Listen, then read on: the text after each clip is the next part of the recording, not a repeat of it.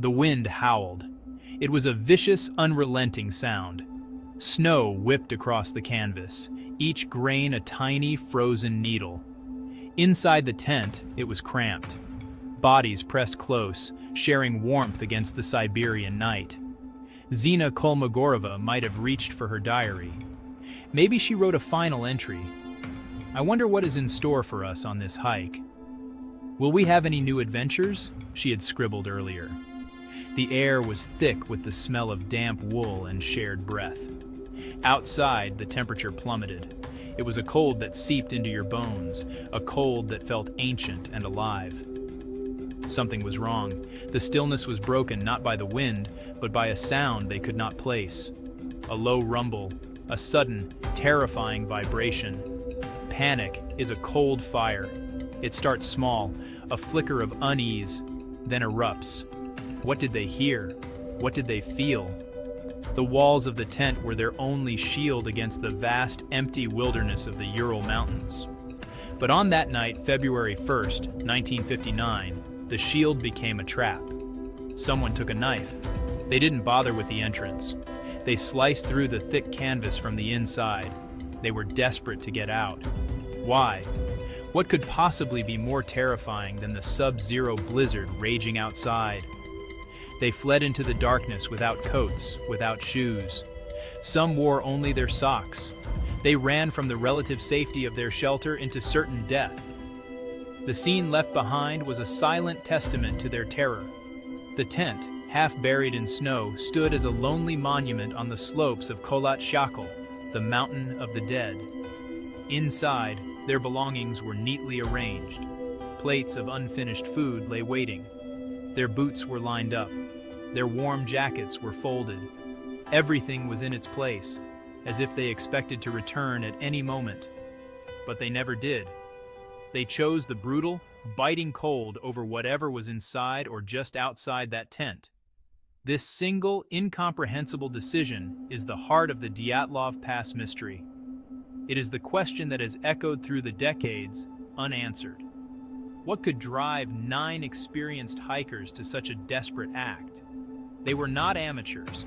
They were students and graduates of the Ural Polytechnical Institute, skilled in surviving harsh conditions. They knew the mountains. They respected the cold. Yet, on that fateful night, they abandoned all their training, all their equipment, all their logic. They ran down a steep, snowy slope into the blackness, toward a sparse tree line over a kilometer away. They ran from something. The search party that found their camp weeks later could only stand in stunned silence, trying to piece together the final, horrifying moments of the Dyatlov group. The story had just begun. They were not just a group of hikers, they were the future of the Soviet Union, bright, ambitious, and full of life. The leader was Igor Dyatlov, just 23 years old. He was a gifted engineering student and an experienced trekker. He had planned this expedition meticulously. It was to be a Category 3 hike, the most difficult classification. They aimed to reach Mount Otorten, a formidable peak in the northern Urals. For Dyatlov and his friends, this was more than a challenge. It was a testament to their strength, their endurance, and their spirit of adventure. They were young, and they felt invincible. The group was a collection of close friends.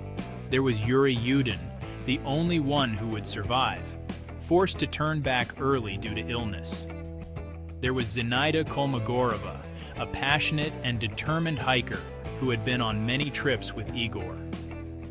Lyudmila Dubinina was known for her courage and her beautiful singing voice. Alexander Kolovatov was a quiet, dependable student of nuclear physics. Rustem Slobodin, strong and athletic, was another engineering graduate. Georgy Krivonishenko, or Yuri, was a cheerful engineer who loved to play the mandolin, an instrument he brought on the trip. Each member brought a unique skill and personality to the team. Semyon Alexander Zolotaryov was the oldest at 38, a mysterious and physically fit combat veteran who had joined the group at the last minute. His presence was unusual, but his experience was welcome. Then there was Yuri Doroshenko, a robust and easygoing student, and Nicolas Thibault Brignolel, a cheerful engineer whose parents were French communists who had been executed under Stalin. They were all united by a shared love for the wilderness and the thrill of pushing their limits. Their journals and photographs paint a picture of a happy, cohesive group, excited for the journey ahead. Their backgrounds were as varied as their personalities. They were studying radio engineering, construction, and physics. They were the children of a post-war generation, eager to build a new world. This expedition was a celebration of their youth and their capabilities. They documented their journey with a surprising number of cameras, leaving behind a visual record of their final days. The photos show them smiling, skiing, and working together. There is no hint of the tragedy to come. There is only the boundless optimism of 9 souls embarking on the adventure of a lifetime, unaware they were skiing toward their own enigma. The journey began with optimism. On January 23, 1959, the group of 10 hikers arrived by train in the town of Ivdel. This was the last major settlement before the vast, uninhabited wilderness. From there, they took a truck to Vijay, the final outpost of civilization. The early entries in their shared diary are filled with jokes, songs, and the typical camaraderie of a group on an adventure. They sang songs accompanied by Yuri Krivonyshenko's mandolin. They explored the local culture of the Mansi people, the indigenous inhabitants of the region. The mood was light. The challenge ahead felt like a welcome embrace. On January 28th, the expedition suffered its first and only setback before the final tragedy. Yuri Yudin, who had been struggling with severe sciatic nerve pain, made the difficult decision to turn back. He said his goodbyes to his friends, wishing them luck. He could not have known he was the only one who would see civilization again. He would later be tasked with the grim duty of identifying his friends' belongings. The remaining 9 pressed on, deeper into the desolate landscape. The weather was harsh, with heavy snowfall and strong winds, but it was nothing they hadn't trained for. They were on schedule, moving steadily toward their goal. Their path took them along the Auspia River Valley. They established a base camp here, a small cache of surplus food and equipment for the return journey. This was a standard procedure for a long expedition. It showed they were thinking ahead, planning for a successful round trip. On February 1st, they began the ascent of Kholat Shakal. Their plan was to cross the pass and make camp on the opposite side, closer to their ultimate destination, Mount Otterton. But the weather worsened. A powerful snowstorm with disorienting winds likely caused them to veer off course, climbing higher up the mountain than intended. Faced with deteriorating conditions and losing light, Dyatlov made a critical decision. Instead of retreating to the more sheltered forest below, they would make camp on the exposed slope of the mountain. It was a questionable choice for an experienced leader. Perhaps they were too tired to descend. Perhaps they wanted to practice camping on a steep slope. Whatever the reason, they pitched their tent there, on the side of the Mountain of the Dead. It was their last camp. The photographs they took that day show them digging into the deep snow to create a level platform for the tent, battling the fierce winds. It was their final act as a team. The search began on February 20th, after the hikers had missed their scheduled return date. At first, no one was overly concerned. Delays were common on such difficult treks. But as days turned into weeks, anxiety grew. Volunteer search parties, and later the army, were dispatched. On February 26th, a pilot spotted the abandoned tent. What the searchers found on the ground made no sense. The tent was destroyed from the inside. Footprints led down the slope, some made by bare feet, others by feet in socks or a single boot. The prints were orderly at first, suggesting the group left together, walking calmly, not running in panic. The first 2 bodies were found nearly a mile away at the edge of a forest under a large cedar tree. Yuri Krivonyshenko and Yuri Doroshenko were discovered lying side by side. They were stripped down to their underwear. Nearby, the remains of a small fire were found. The branches on the cedar tree above them were broken up to a height of 5 meters, suggesting someone had desperately tried to climb it. Perhaps they were looking for the camp, or perhaps they were looking for something else. 3 more bodies were then found between the cedar tree and the tent site: Igor Dyatlov, Zina Kolmogorova, and Rustem Slobodin. Their positions suggested they were trying to return to the tent. These first 5 hikers had died of hypothermia. While tragic, it was a plausible explanation for death in the Siberian winter. But the mystery deepened dramatically 2 months later. In May, after the snow had begun to melt, the remaining 4 hikers were discovered in a ravine buried under 4 meters of snow, about 75 meters from the cedar tree. Lyudmila Dubinina, Semyon Zolotaryov, Alexander Kolovatov, and Nicholas Thibault-Grignolel were better dressed than the others. Some were even wearing clothes that had been taken from the first 2 bodies found by the cedar. It seemed they had survived longer. The condition of these last 4 bodies was shocking. Nicholas had suffered a massive skull fracture. Lyudmila and Semyon had sustained catastrophic chest injuries with numerous broken ribs. A doctor who examined them compared the force of their injuries to that of a car crash. Crucially, they had no external wounds. It was as if they had been crushed by an immense, unexplainable pressure. To make matters even more bizarre, Lyudmila was missing her tongue, eyes, and part of her lip. The official investigation was baffled. They closed the case, concluding that the hikers had died as a result of a compelling natural force. The explanation explained nothing. The vague conclusion of the official report left a vacuum, and a storm of theories rushed in to fill it. The simplest explanation was a natural disaster. An avalanche is the most common suggestion. A slab avalanche could have struck the tent, causing the crushing internal injuries and forcing the group to cut their way out and flee. However, investigators at the scene found no evidence of an avalanche. The footprints leading from the tent were not covered, and the tent itself was only partially buried. Furthermore, the injuries of the last 4 hikers were not consistent with the typical pattern of avalanche victims. The mystery remained.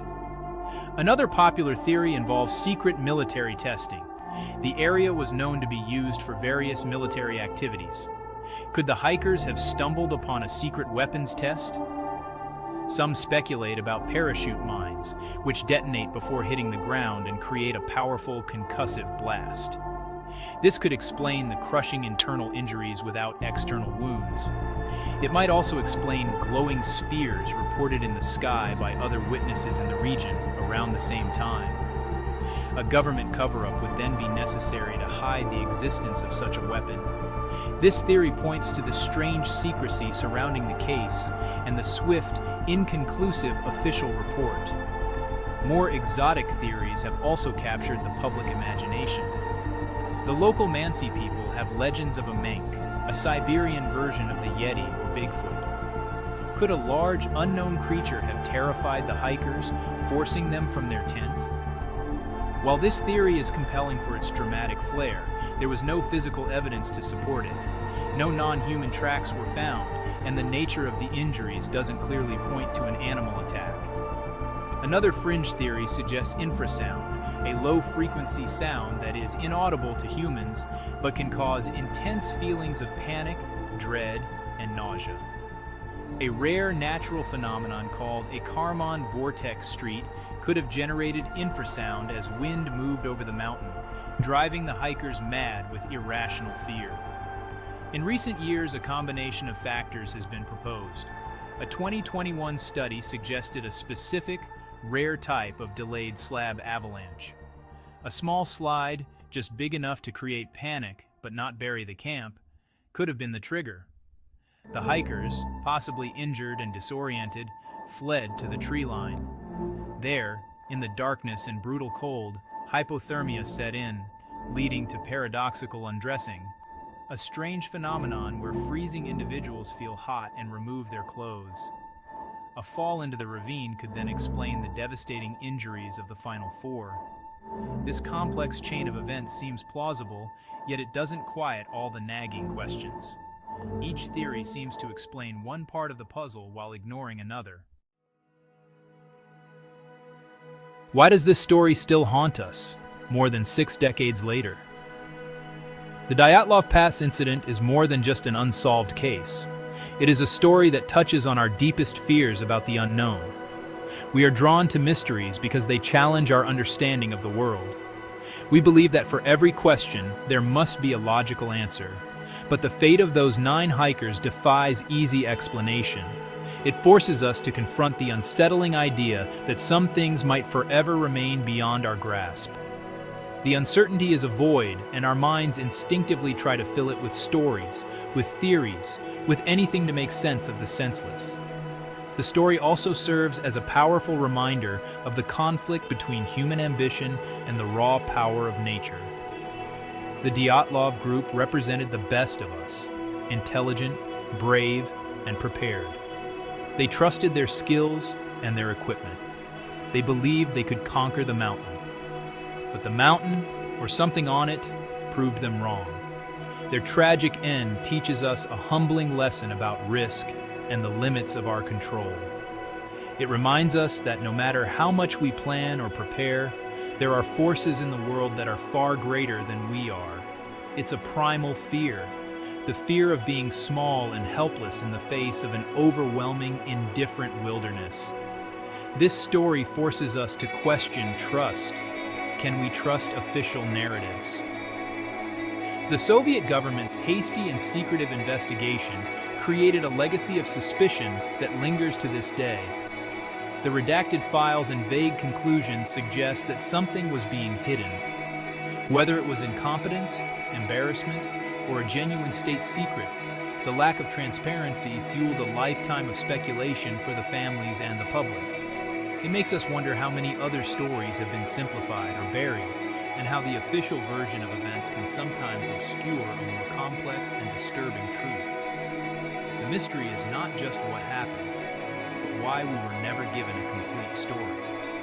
In the end, we are left standing on that snowy slope alongside the search party, staring at the sliced tent and the footprints leading into the dark. We are left with the silence of the mountain and the ghosts of 9 young adventurers. Perhaps the answer is simple, a tragic cascade of natural events. Or perhaps it is something far stranger, something that our modern world is not yet ready to understand. The story endures not because we are close to an answer, but because we are not. It lives in the questions themselves. What did they see in the final moments before they cut their way out of the tent and ran into the frozen night?